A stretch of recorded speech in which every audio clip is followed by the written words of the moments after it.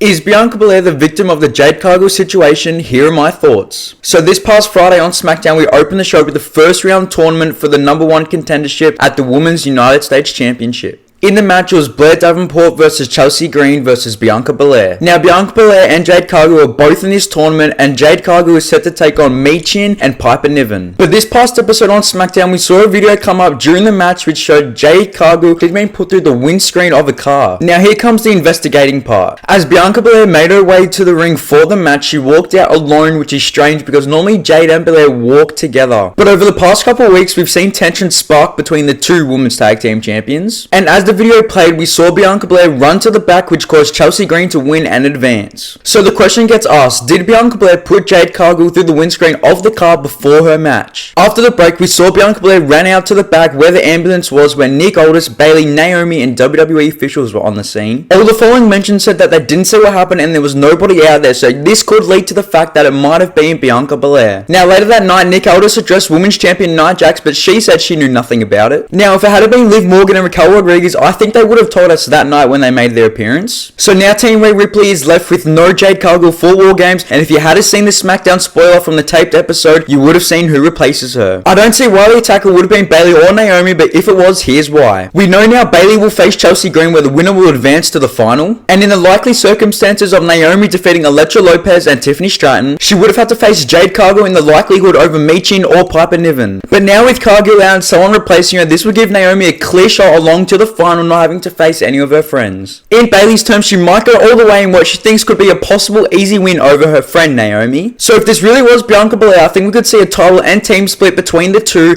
and a possible storyline set up between a heel Bianca Belair and a babyface Jade Cargill. Whether this leads to a match at WrestleMania 41, I'm not sure, but there are endless circumstances. So, what are your thoughts? Is the WWE splitting up the pair? Leave your comments below.